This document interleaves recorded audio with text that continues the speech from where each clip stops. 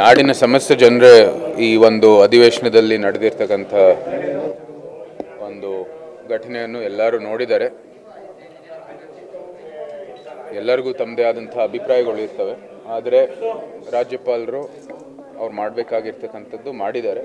ನಂತರ ಅವರು ಹೊರಟಿರ್ತಕ್ಕಂಥದ್ದು ಆ ಒಂದು ಕೆಲವು ಸದಸ್ಯರ ಒಂದು ವರ್ತನೆ ತಾವೆಲ್ಲರೂ ನೋಡಿದ್ದೀರ TV ಮೇಲೆ. ಅತ್ಯಂತ ಖಂಡನೀಯ ಒಂದು ವರ್ತನೆ. ಈ ಥರ ಒಂದು ವರ್ತನೆ ನಾವು ಯಾರೂ ನಿರೀಕ್ಷೆ ಮಾಡಲ್ಲ. ಎಲ್ಲರೂ ಜವಾಬ್ದಾರಿಯುತ ಸ್ಥಾನದಲ್ಲಿದ್ದಾರೆ.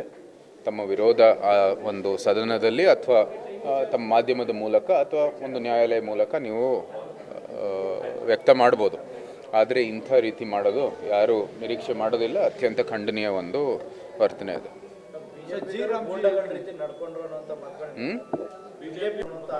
ಹೇಗೆ ತೋರಿಸ್ಲಿ ಸಾಕ್ಷಿಯನ್ನು.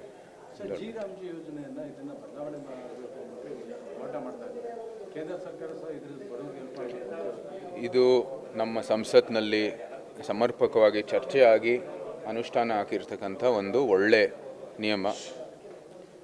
ಗ್ರಾಮೀಣ ಭಾಗಕ್ಕೆ ಶಾಶ್ವತವಾದಂಥ ಮೂಲಸೌಕರ್ಯ ಕೊಡೋ ದೃಷ್ಟಿಯಲ್ಲಿ ಹಿಂದೆ ಮನ್ರೇಗಾ ಅಲ್ಲಿ ಯಾವುದೇ ರೀತಿಯ ಒಂದು ಮೇಲ್ವಿಚಾರಣೆ ಆಗುವಂಥದ್ದು ಏನು ವ್ಯವಸ್ಥೆ ಇರಲಿಲ್ಲ. ಇವತ್ತು ಅದು ಕೂಡ ಒಂದು VBG ರಾಮ್ಜಿ ಮೂಲಕ ಬಂದಿದೆ. ಗ್ರಾಮೀಣ ಭಾಗ ತಮ್ಮದೇ ಆದಂಥ ಒಂದು ಅಭಿವೃದ್ಧಿಯ ಚೌಕಟ್ಟನ್ನು ರೂಪಿಸಲಿಕ್ಕೆ ಇವತ್ತು ಅವಕಾಶ ಇದೆ.